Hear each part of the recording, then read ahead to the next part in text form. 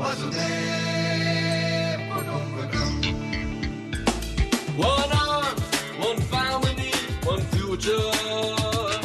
One earth, one family, one future.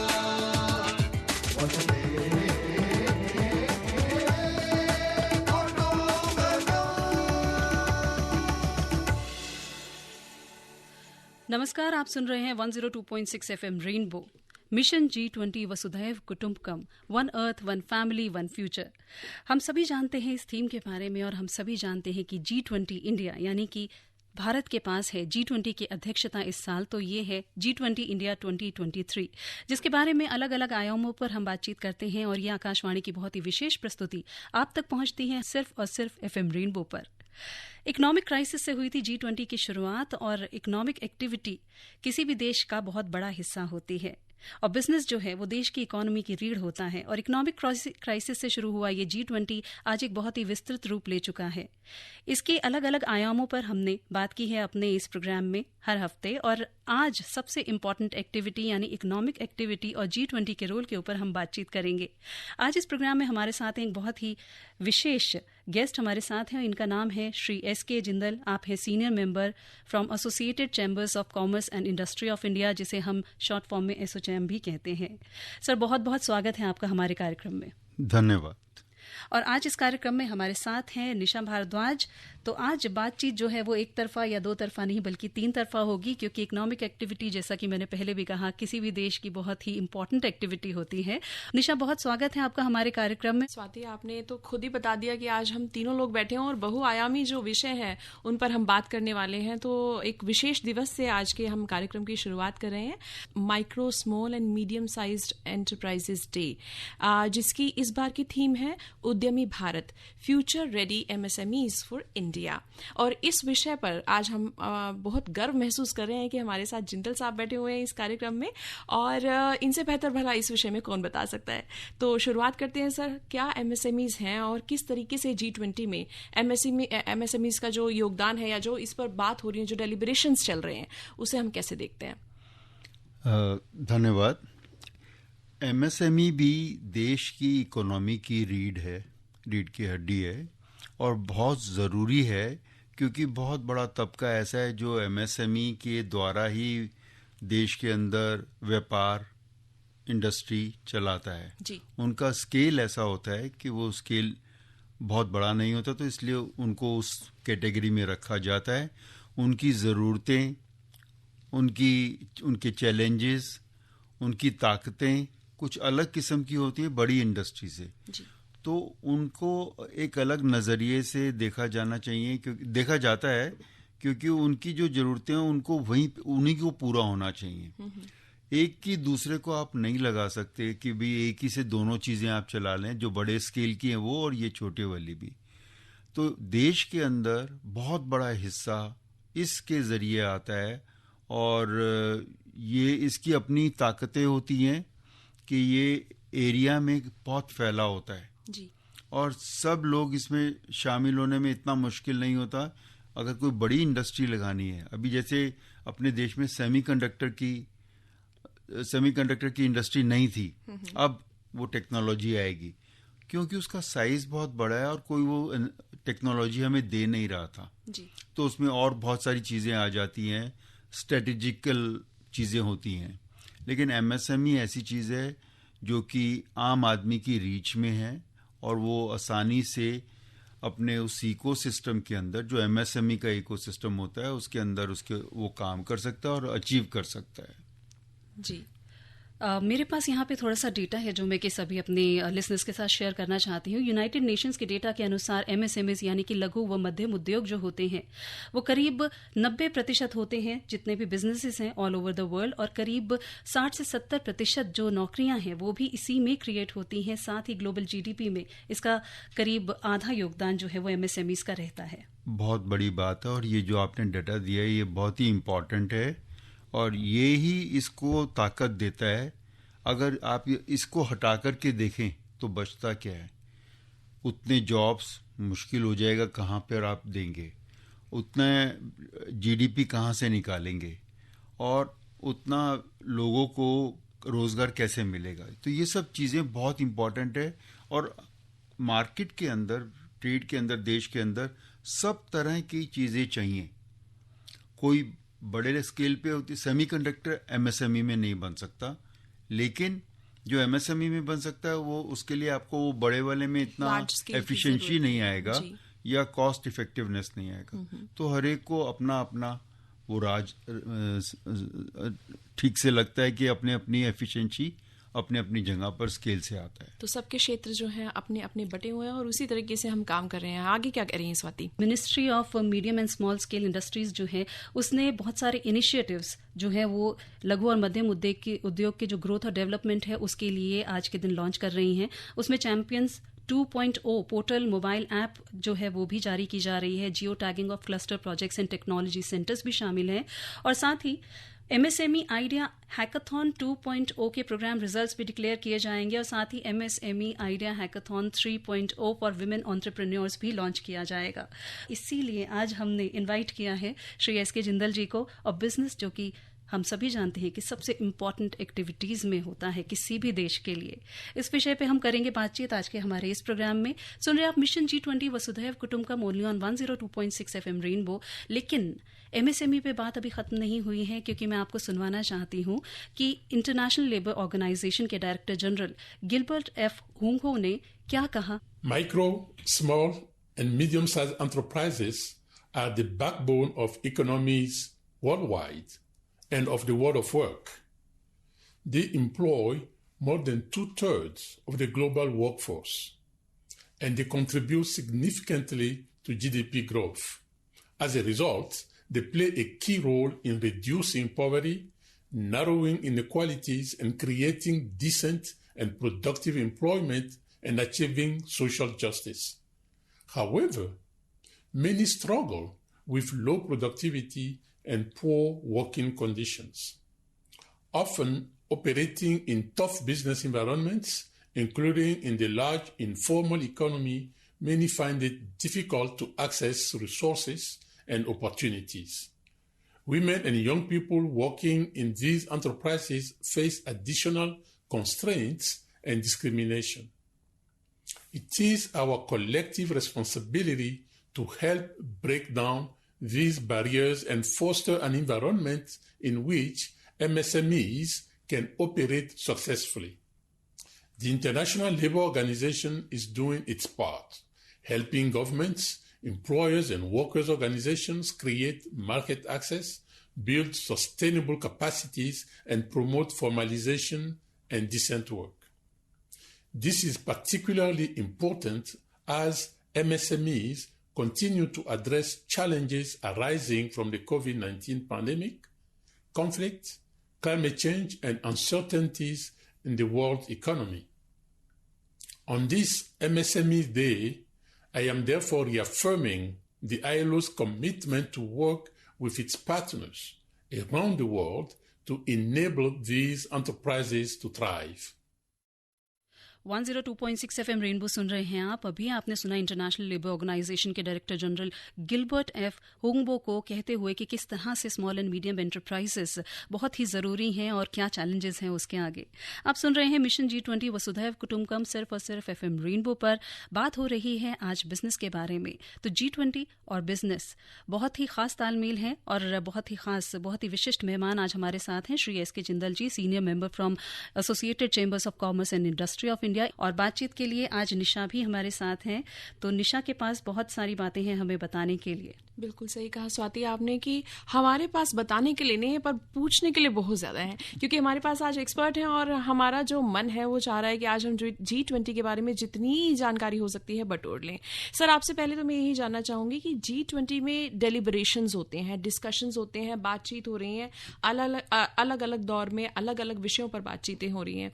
तो इस सब के बीच में बात कर रहे थे तो आपने हमें बताया कि एसोचैम में भी जो कार्यशैली है वो कुछ लगभग इसी तरह से है, इसी पैटर्न पे है। तो पहले हम दोनों की जो समानांतर जो कार्यशैली है एसोचैम और साथ में ही G20 की, उसको थोड़ा समझना चाहेंगे आपसे कि ये जो बेसिकली डेलिब्रेशंस हो रहे हैं अलग अलग विषयों पर, जिसमें कि आज हम बिजनेस पर ज़्यादा केंद्रित कर रहे हैं उसको, तो आम जनता जो इससे ज़्यादा इसकी कार्यशैली से इतनी ज़्यादा परिचित नहीं है, उसको यदि आपको सरल शब्दों में समझाना होगा तो कैसे समझाएंगे? अगर एक लाइन में समझाना हो तो इसको ऐसे समझाया जाएगा कि बातचीत से बात बनती है जी। तो यहाँ पर G20 में भी वही हो रहा है जो एसोचैम में हो रहा है। हमारे यहाँ 150 कमेटीज होंगी डिफरेंट, हर एक सब्जेक्ट के ऊपर एक कमेटी बना दिया गया और उसके ऊपर एक ग्रुप लगा दिया गया है जो उस ग्रुप उसमें एक्सपर्ट हैं और वो उसके ऊपर डेलिब्रेट करते हैं, उसके चैलेंजेस को देखते हैं, उसमें क्या क्या संभावनाएं हैं वो देखते हैं, उसकी ज़रूरतों को, और उसके ऊपर फिर वो और एक्सपर्ट्स बाहर से लेते हैं, मंत्रालय के साथ वो अपना डिस्कशंस करते हैं, तो हर पॉसिबल एवेन्यू को वो एक्सप्लोर करते हैं, उससे वो निखर के आता है जैसे कि डायमंड तराशा जाता है ऐसे ही।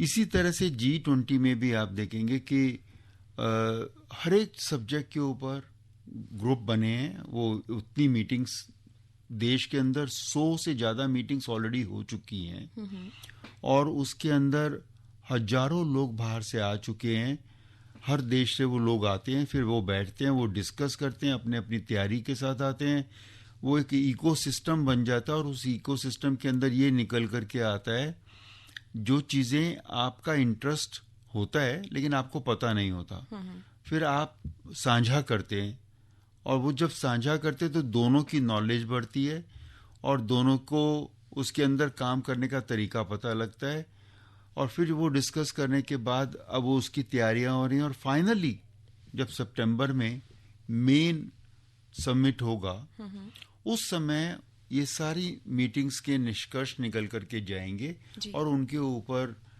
फैसले होंगे, उनके ऊपर अमल होगा और उनको कार्यान्वित किया जाएगा जी।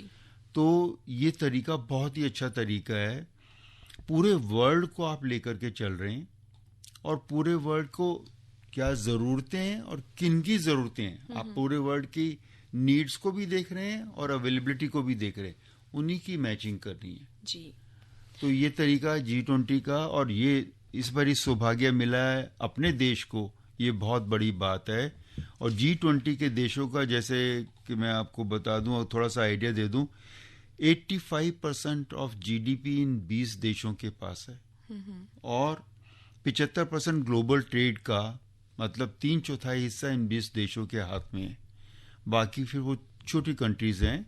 और इसके अलावा इन्होंने बहुत सारे और देशों को इनवाइट भी किया है, बहुत सारे जो इंस्टीट्यूशंस इंटरनेशनल इंस्टीट्यूशंस है उनको भी इनवाइट किया है, अपने यहाँ से भी जो लार्ज इंडस्ट्रीज हैं उनको इनवाइट किया है, तो इससे बढ़िया प्लेटफॉर्म मुश्किल है। आपने अभी हमें बताया कितने अच्छे से कि G20 में किस तरीके से काम होता है, किस तरीके से डेलिब्रेशंस होती हैं, बात से ही बात बनती है, इतनी अच्छी बात आपने हमें बताई है। तो इसी बात को हम आगे बढ़ाते हुए आपसे पूछना चाहेंगे कि विमेन लेड डेवलपमेंट की जब हम बात करते हैं तो MSMEs में भी देखा गया है कि ये 75% तक ग्रोथ हुई है इसमें। तो जब हम विमेन लेड डेवलपमेंट में देख रहे हैं MSME में बढ़ोतरी हो रही है, तो इंक्लूसिवनेस पे आप क्या कहेंगे कि किस तरीके से इंक्लूजन हो रहा है और आगे किस तरीके से देख रहे हैं कि आगे क्या होने वाला है इस क्षेत्र में?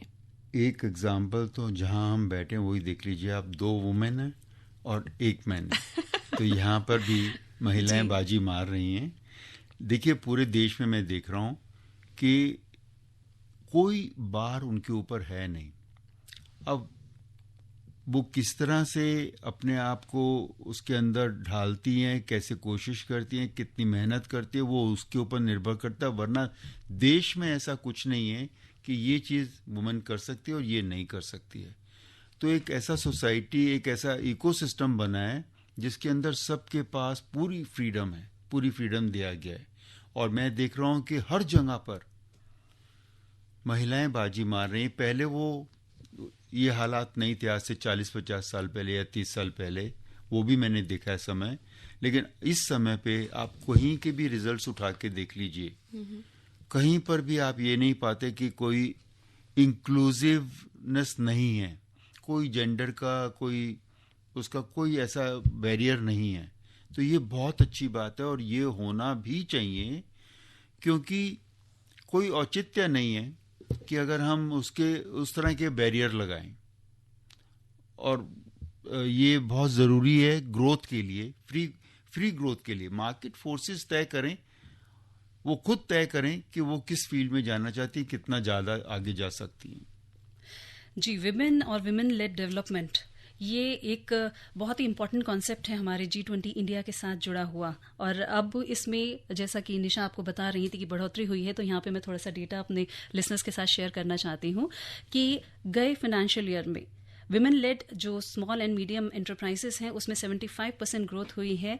करीब 5 लाख यूनिट्स की बजाय अब करीब 8.5 लाख यूनिट्स जो हैं वो औरतों द्वारा जो है चलाए जा रहे हैं, और इसमें पार्टिसिपेशन रेट भी बढ़ा है। इंक्लूसिविटी एक बहुत ही इंपॉर्टेंट कॉन्सेप्ट है जो कि G20 अलग अलग लेवल्स पे डील कर रहा है, और इसमें फाइनेंशियल इंक्लूजन भी शामिल है, और इसमें बिजनेस भी शामिल है, इकोनॉमिक एक्टिविटीज़ भी शामिल हैं, और ज़िंदगी के जितने भी आयाम G20 में डिस्कस हो रहे हैं उन सभी में एक बहुत बड़ी बात है इंक्लूसिविटी। आकाशवाणी की बहुत ही विशेष प्रस्तुति मिशन G20 वसुधैव कुटुंबकम, और आज इसमें बहुत ही विशिष्ट अतिथि हमारे साथ हैं Shri S.K. Jindal ji, senior member from associated chambers of commerce and industry of India, और बातचीत कर रही हैं हमारे साथ हैं निशा भारद्वाज। स्टार्टअप, जब हम बिजनेस और इकोनॉमिक एक्टिविटीज की आज के दौर में बात करते हैं तो स्टार्टअप एक ऐसा शब्द है जो सबसे पहले हमारे दिमाग में आता है कि स्टार्टअप्स इतने खुल रहे हैं, कामयाब भी हो रहे हैं।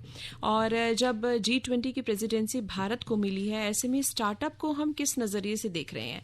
नवाचार प्रेरित आर्थिक जो सुधार हो रहे हैं हमारे इर्द गिर्द, उसमें अगर हम इस प्रीटेक्स्ट में बात करें, इसी कॉन्टेक्स्ट में बात करें, तो foundation, alliances, finance, inclusion, sustainability, जो एक शब्द सस्टेनेबिलिटी है, इस पर भी मैं आपकी तवज्जो चाहूंगी कि G20, सस्टेनेबिलिटी और स्टार्टअप, ये कैसे हम अपने लिसनर्स को समझा सकते हैं आसान भाषा में? अगर मैं भी समझना चाहूँ तो उसे उसी आसान भाषा में।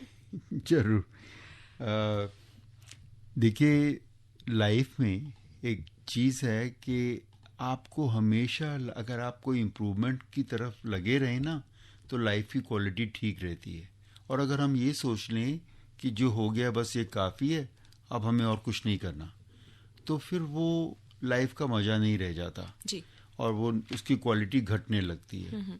तो इसी तरह से आप इसको देखें कि स्टार्टअप्स जो हैं, एक तरह से ये इस तरह का एक नया इकोसिस्टम शुरू हुआ है जिसमें innovation fuelled economic recovery, reorientation, और हर चीज़ को इनोवेशन से जोड़ कर के आप कितना कॉम्पिटिटिव बना सकते हैं। कॉम्पिटिटिव इकोनॉमिक वर्ल्ड में होना बहुत ज़रूरी है। अगर मैं कहूँ कि आज मेरी कॉस्ट 100 रुपीज़ आ रही है, बस ये काफ़ी है, नहीं, कल आ जाएंगे लोग 99 वाले और 95 वाले और 90 वाले, तो मैं मार्केट से बाहर हो जाऊंगा। मेरा फ़र्ज़ ये बनता है कि हर समय मैं कोशिश करता रहूं अपनी कॉस्ट को घटाने के लिए, क्वालिटी को बढ़ाने के लिए, फिर मुझे कोई बीट नहीं कर सकता। लेकिन अगर मैं नहीं करता हूं तो मुझे हमेशा डर लगा रहेगा कि कुछ आएगा और मुझे निकाल के ले जाएगा। आर्टिफिशियल इंटेलिजेंस एक नया चीज़, डिस्ट्रप्शन आया है, उसका यही नहीं पता कि क्या क्या चीज़ें वो हटाएगा और क्या क्या रखेगा और क्या क्या नई आएंगी। तो ये सब चीज़ें लाइफ में, और अब ये बहुत तेज़ी के साथ आ रही हैं। पहले इतनी तेज़ी के साथ बदलाव नहीं आते थे, अब उनकी स्पीड बहुत बढ़ गई है।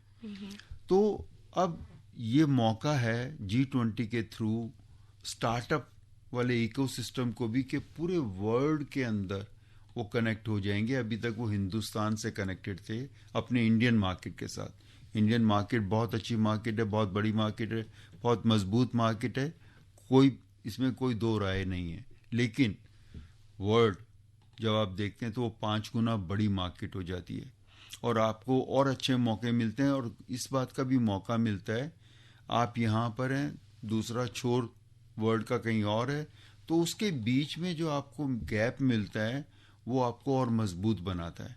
यहाँ पर आप कुछ डेवलप करते हैं, कुछ इनोवेट करते हैं, तो आपका नेबर जो है हो सकता है वो भी कुछ उसके आसपास की चीज निकाल दे, लेकिन अगर डिस्टेंस जहाँ ज्यादा होते हैं बीच के अंदर, वहाँ संभावनाएं भी ज्यादा होती हैं। जी।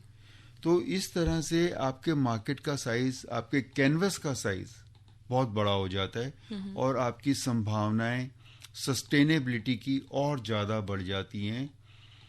अगर आप अपने ही कुएं में रहें, जैसे कुएं का मेंढक होता है, तो अगर उसी में रहें तो संभावनाएं बहुत कम होती हैं। तो आदमी को हमेशा देखते रहना चाहिए कि कैसे वो अपने आप को, अपना कैनवस को बड़ा कर सकता है, तो उससे उसका रिस्क फैक्टर घट जाता है। नहीं तो रिस्क बहुत कंसंट्रेट हो जाता है और बिजनेस में वो सस्टेनेबल नहीं होता अगर रिस्क कंसंट्रेट हो तो। जी। ये जो चीजें, जो चेंजेस होते हैं, वो जैसे पानी हमेशा ढलान की तरफ जाता है, तो इसी तरह से जो जो चीजें आपके बिजनेस को लगती हैं वो आती हैं, ट्राई होती हैं। अगर वो लगती है, अगर वो उसको मजबूत बनाती है तो टिकेंगी, वो नहीं बनाती है तो आप उनको निकाल देंगे, क्योंकि आपका ये भी फर्ज बनता है कि हर समय इनोवेशन करते रहें, ट्राई करें। 10 में से 2 चीजें सक्सेस होती हैं, 4 सक्सेस होती हैं, 10 की 10 नहीं होती हैं। तो जो सक्सेस हो जाए आप उसको रख लीजिए, जो नहीं होती उसको हटा दीजिए। ये भी एक डायनामिक प्रोसेस चलते रहना चाहिए बिजनेस के अंदर। और जो इंडस्ट्रीज इनको फॉलो करती हैं, जो बिजनेसेस इनको फॉलो करते हैं, वो बहुत अच्छा काम कर रहे हैं, उनको कोई डर नहीं होता। और जो कहते हैं कि नहीं अब हमारा हो गया, इससे हमारा काम चल जाएगा, वो काम चलता नहीं है, धीरे धीरे वो डाई आउट हो जाती है। जैसे अभी आपने मेंशन किया बिजनेस का, कि जो बिजनेस इन चीज़ों को फॉलो करते हैं वो आगे चलते हैं, तो इसी बारे में हम आपसे जानना चाहेंगे। B20 बिजनेस 20 का जो थीम है वो है raise, that is responsible, accelerated, innovation, sustainability again and equitable business.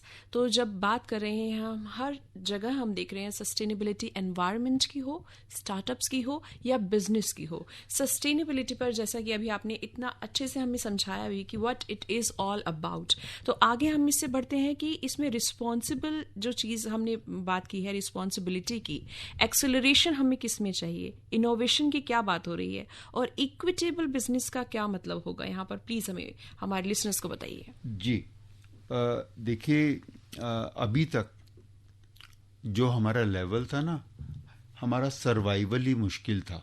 तो हम 2 वक्त का खाना अपने लिए जुटा सकें, हमारी प्रायोरिटी वो थी। अब वो प्रायोरिटी नहीं है। अब प्रायोरिटी है कि हम एनवायरनमेंट का भी ध्यान रखें, हम ग्रो भी करें, हम इक्विटेबल भी हों, हम फेयर भी हों लोगों के साथ। ऐसा ना हो कि हम कहें कि सब कुछ हमें चाहिए, इनको कुछ नहीं, इनके लिए नहीं छोड़ेंगे, नहीं तो वो सस्टेन नहीं करेगा। तो सस्टेनेबिलिटी के लिए ये सारे जो 5 चीज़ें आपने बताई, ये पिलर्स हैं। अगर आपका बिजनेस इनके ऊपर टिका होगा, आपने इनकी सपोर्ट से बिल्ड किया है, तो वो बिजनेस लंबा चलेगा। लेकिन अगर इनके बिना आपने कोशिश किया कि मुझे इनोवेशन नहीं चाहिए, मैं इसी से चला लूँगी, नहीं, वो गिर जाएगा, कमज़ोर रहेगा। क्योंकि ये सब पिलर्स जो हैं ये बहुत ज़रूरी हैं बिजनेस के लिए। दिखते नहीं पिलर्स, लेकिन होना वहाँ पड़ता है इनको। और फेयर भी होना बहुत ज़रूरी है। कहीं आप ऐसे ना इंडल्ज कर रहे हो कि अनफेयर मीन से वो सामान आ रहा है जी, और आप उसमें इंडल्ज कर रहे हैं, तो वो अनफेयर, तो रिस्क तो है ही है। और फिर आपकी कॉन्शियस भी आपको नहीं अलाउ करेगी। मैं अभी भी देखता हूँ जो लोग ईवी खरीद लेते हैं, चाहे ईवी उनकी छोटी हो थोड़ी, खुश बहुत होते हैं कि मैं एनवायरनमेंट के लिए रिस्पॉन्सिबल आदमी हूँ जी, मैं एनवायरनमेंट को बचा रहा हूँ। नहीं तो मैं अगर डीजल या पेट्रोल चला रहा होता तो मैं खराब कर रहा होता। तो उनमें गर्व आ जाता है, वो they have a good feel. और वो गुड फील जब होती है तो आप जानते हैं कि आपके काम भी अच्छे होते हैं, आपकी सोच भी अच्छी होती है। तो ये सारा उस चीज़ के बारे में आपकी फाउंडेशन ऐसे होनी चाहिए कि जो लोगों को और आपको दोनों को पसंद आए। ये नहीं कि आपको तो पसंद आ रही है क्योंकि पैसे बन रहे हैं, लेकिन लोगों को नहीं आ रही क्योंकि उनको कोई मुश्किल हो रही है। एनवायरनमेंट को अगर मुश्किल हो रही है तो अब हम देख रहे हैं कि पहले हमने ध्यान नहीं दिया या कम ध्यान दिया। जो डेवलप्ड कंट्रीज हैं उन्होंने पहले ही ध्यान दिया, उन्होंने वो चीज़ें वहाँ ना करके हम जैसे देशों से कराई हैं पिछले सालों में। लेकिन अब हमें समझ में आ गया, अब हम इंडल्ज नहीं करना चाहते उन चीज़ों में, और हम चाहते हैं कि हमारे आने वाली नस्लें हमें ये ना कहें कि हम क्या सौंप के गए हैं उनको एक अच्छा देश, एक अच्छा एनवायरनमेंट सौंप के जाएं जिससे वो अच्छे से जी सके। तो आपने हमें बताया कि बिजनेस 20 का जो थीम है रेज, उसमें sense of contribution towards society जब आ जाता है कि आप अपना बिजनेस भी ग्रो कर रहे हैं, एनवायरनमेंट को भी पोल्यूट नहीं कर रहे हैं, और साथ ही साथ अपनी सोसाइटी को भी कुछ ना कुछ कंट्रीब्यूट करते हैं। तो जब इन्हीं सभी पिलर्स पर आपका बिजनेस या स्टार्टअप स्टैंड करेगा तो आपका वो सफलता तो आनी निश्चित ही है। बिल्कुल। और एक मैं सोसाइटी के बारे में, आपने बहुत अच्छा एग्जाम्पल दिया है। सोसाइटी के बारे में जितना जल्दी हो सके हमारी जनरेशन्स को समझ लेना चाहिए। हमें बाद में देर से समझ में आया। हम ये ना सोचें कि हम सब कुछ अपने लिए करेंगे, नहीं, सोसाइटी के लिए हमारा फर्ज बनता है और हमें करना चाहिए। अगर हम नहीं करते हैं तो हम अपना ही नुकसान कर रहे हैं। जब आप सोसाइटी के लिए करते हैं ना, एक ऐसी ऊर्जा आप में आती है जो और किसी तरीके से नहीं आती, लेकिन वो महसूस करने से आती है या वो अनुभव करने से आती है। वो ऐसे नहीं आती कि मैंने बताया और सामने वाले को पता लगा कि कुछ ऊर्जा इससे आएगी, नहीं, आप करके देखें और वो ऊर्जा आती है जी। और अगर नहीं करते हैं तो फिर एक जना या 2 जने परिवार में या 4 जने, उनकी कितनी नीड होती है और वो कितना वो काम करके कितना धन कमाते हैं, तो उसका कोई मैचिंग नहीं होता।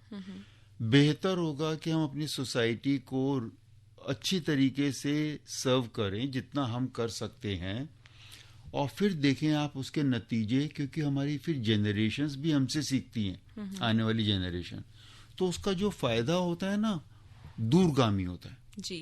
और ये सारी चीजें जो आपने बताई हैं, ये उसी तरफ हम जाना चाहते हैं। यही सस्टेनेबल है। वो जो सस्टेनेबल नहीं था, इसीलिए ये बदलाव आ रहा है जी। जो पहले हम करते रहे हैं वो सस्टेनेबल नहीं था, लेकिन उसमें भी बहुत अच्छे लोग थे, देखिए। लेकिन उस समय होता था कि सोसाइटी को तब जाएगा जब वो आदमी चला गया, तो जो बचा कुछ है सोसाइटी के लिए चला गया। लेकिन अब नहीं जी। अब वो कह रहे हैं हम खुद ही दे के जाएंगे। आप देख लीजिए पूरे वर्ल्ड के अंदर और कैसे कैसे लोग हैं। वो कह रहे हैं 99% of my money will go for the society. ऐसे ऐसे लोग हैं जी। तो वो औरों को भी इंस्पायर करते हैं और बहुत ही अच्छी बात वो करते हैं, बहुत अच्छा काम वो करते हैं। और उस शिखर पे बैठे हैं बिल गेट्स लाइक लेवल के, और अपने देश में भी जो हैं आजिम प्रेम जी साहब और ये मूर्ति जो हैं सुधा मूर्ति जी, ये अपने देश में भी उनकी कोई कमी नहीं है जी। तो ये बहुत ही अच्छी बात है। और सरकार ने भी जो किया है CSR का प्रावधान कि आपके प्रॉफिट्स में से आप 2% सोसाइटी के लिए काम करेंगे, उसमें लगाना ही लगाना है। ये देर से शुरू हुआ लेकिन दुरुस्त शुरू हुआ है, बहुत अच्छी चीज़ है। अब जो लोगों की ज़रूरत है उनके लिए बहुत फ़ायदे का है, क्योंकि उनको भी एक अच्छी फील आती है कि हमारी भी कोई केयर कर रहा है जी।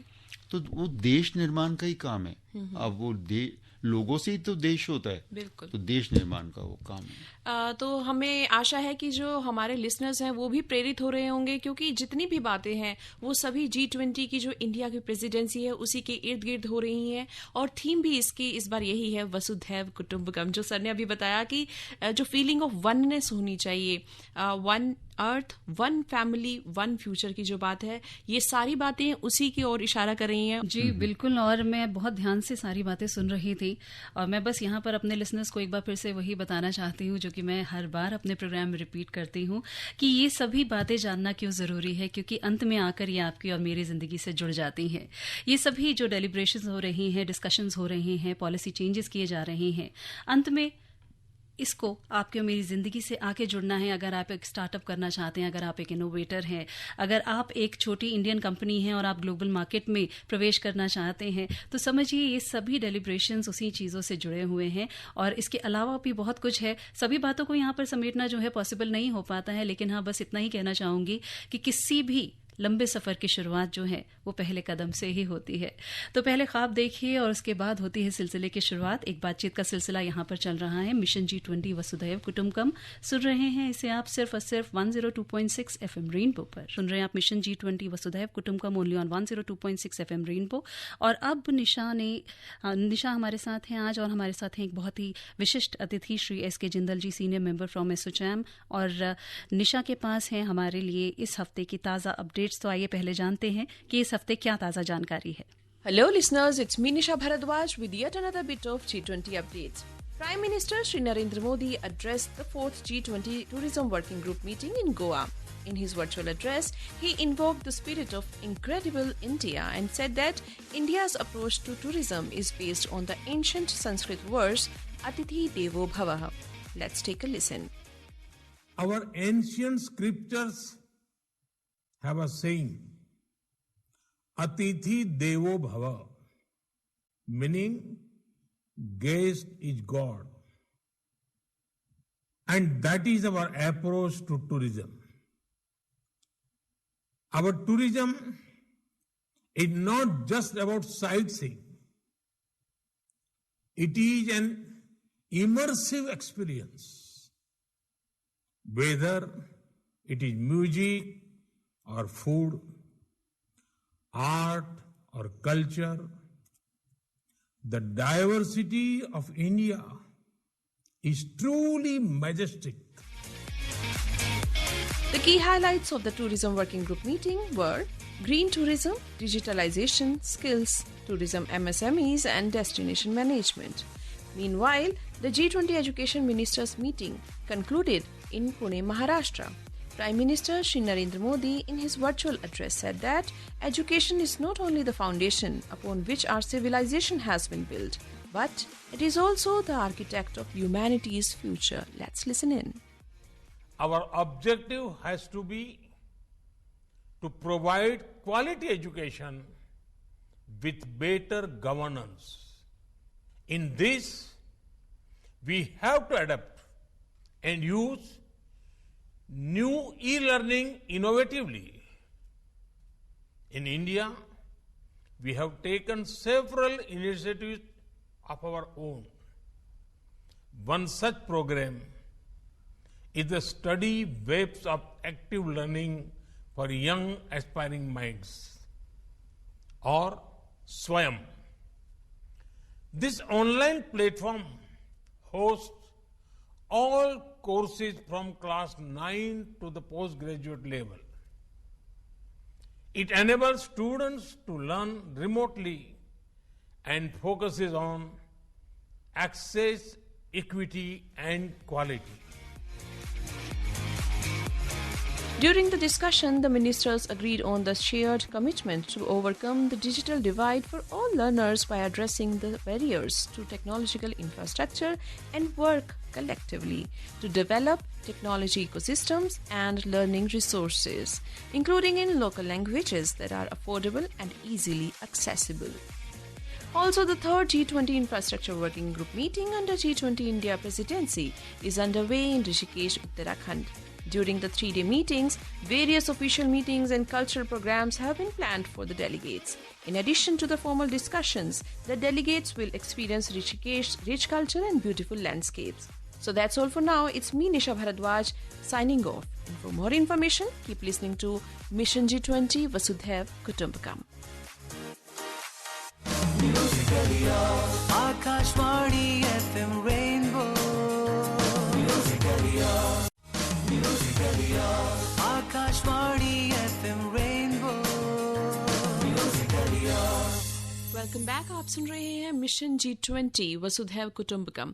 मैं हूं आपके साथ निशा भारद्वाज। स्वाति गुप्ता है हमारे साथ और आज हमारे साथ हैं हमारे एक्सपर्ट SK जिंदल जी। तो जिंदल सर, मैं आपसे ये जानना चाहूँगी कि जो लास्ट क्वेश्चन है आज ये हमारे एपिसोड का, तो बहुत ही खास है ये क्वेश्चन क्योंकि ये है आम जनता की तरफ से सीधे आपको। जो मार्जिनलाइज्ड सेक्शन है हमारा, जिसको एम्पावरमेंट की ज़रूरत है, जिसको कि ये जागरूक होने की ज़रूरत है कि जो ये G20 की प्रेसिडेंसी हो रही है, भारत जिसकी अध्यक्षता कर रहा है, ये उसी के लिए हो रही है। अंतिम जो लाभ मिलने वाला है वो अंतिम व्यक्ति तक ही पहुंचना चाहिए भी। इसी ध्येय के साथ हम आगे बढ़ रहे हैं G20 की प्रेसिडेंसी के साथ। तो कैसे हम उन्हें जागरूक कर सकते हैं कि ये इंक्लूसिवनेस की फीलिंग उन्हें आए कि जो भी हो रहा है मेरे इर्द गिर्द आखिरकार मुझ तक ही पहुंचना है। देखिए, मैं आपको बताऊं कि जो भी ये G20 है, सरकार की जो और भी पॉलिसीज हैं, वो सभी देश के नागरिकों के लिए होती है। चाहे वो कमज़ोर वर्ग है, चाहे वो मजबूत वर्ग है, वो सबको बराबर टच करता है। और कमज़ोर वर्ग के लिए तो ख़ास तौर पर मैं देख रहा हूँ सरकार की जो पॉलिसीज़ हैं उनको ध्यान में रख के बनाई जाती हैं, जो कि बनानी भी चाहिए। जो वर्ग ऑलरेडी मजबूत है उसकी कोई इतनी खास बात नहीं है, क्योंकि वो खुद भी अपने आप को संभाल सकता है। लेकिन जो आखिरी छोर पर खड़ा हुआ अपना नागरिक है, वो कमज़ोर है क्योंकि उसके पास कोई कुशन नहीं है। वो रोज़ कमाता है, रोज़ खाता है, और उसके पास बहुत ज़्यादा सुविधाएं भी नहीं हैं। तो इसलिए सरकार की पॉलिसीज़ उनकी तरफ ज़्यादा झुकी होनी चाहिए। उनको अभी मजबूती अगर मिल गई तो बाद में फिर वो सरकार पे डिपेंडेंट नहीं रहेंगे। अगर आज हम उनको एजुकेशन दे दें, आज हम उनका स्किल डेवलपमेंट कर दें, तो एक बारी आपने कर दिया, एक बारी किसको स्किल आ गई, मान लो कोई कारपेंटरी बन गया या कुछ बन गया, फिर वो सरकार पर बोझ नहीं रहेगा। एक एजुकेशन मान लो आपने बच्चों को पढ़ा दिया, सारी ज़िंदगी वो फिर सरकार पे बोझ नहीं रहेगा। लेकिन अगर आपने ये ना किया तो सारी ज़िंदगी सरकार पे बोझ रहेगा। G20 ये उसी दिशा में भी एक सहयोग करता है कि ये पूरे वर्ल्ड के अंदर ये देखता है कि बाकी वर्ल्ड के हिस्सों में क्या हो रहा है, उन्होंने इन चीज़ों के ऊपर कैसे हल निकाला, और वो सारी चीज़ें हमें यहाँ पे पता लगती हैं, तो हम भी वही हल लगा सकते हैं यहाँ पर। अगर हम वो डिस्कस ही नहीं करेंगे, बातचीत ही नहीं करेंगे, बैठेंगे ही नहीं, तो हमें पता नहीं लगेगा। फिर हमें जीरो से खोज करना पड़ेगा। वो पता नहीं कितना ठीक होगा, कितना नहीं होगा, हिट एंड ट्रायल मेथड्स होंगे, नहीं। हमें करना क्या चाहिए, हम वो कॉमन जो इश्यूज होते हैं उनको पकड़ कर, और इश्यूज सारे वर्ल्ड में कॉमन है। हमारे जैसे और भी देश हैं, उन्होंने भी कुछ इसके ऊपर सॉल्यूशंस निकाले। अगर वो हमें सॉल्यूशन पता लग जाए और हमारा कन्विक्शन उसमें आ जाए तो हम वो लगा दें, तो जल्दी से हो सकता है। और अगर हम खोज खुद करने जाएंगे ना, तो वो लंबा काम होगा। तो इसलिए ये सब कुछ, और इस बारी जो बहुत ज़्यादा फोकस है आर्टिफिशियल इंटेलिजेंस के ऊपर जी, वो भी पता नहीं कितना बदलाव देश के अंदर करने वाला है। तो सब कुछ देश के लिए है, देश के निर्माण के लिए। धन्यवाद SK जिंदल जी का, जो कि हमारे स्टूडियोज में आए, इतनी लाभप्रद जानकारी से उन्होंने हमें अवगत कराया, हमारे लिसनर्स को भी फायदा पहुंचा। तो इसी के साथ मैं निशा भारद्वाज, स्वाति गुप्ता और जिंदल जी के साथ आपसे लेती हूँ इजाजत। नमस्कार। अभी आप सुन रहे थे प्रोग्राम मिशन G20 वसुधैव कुटुंबकम। कार्यक्रम की प्रस्तुतकर्ता थी निशा भारद्वाज।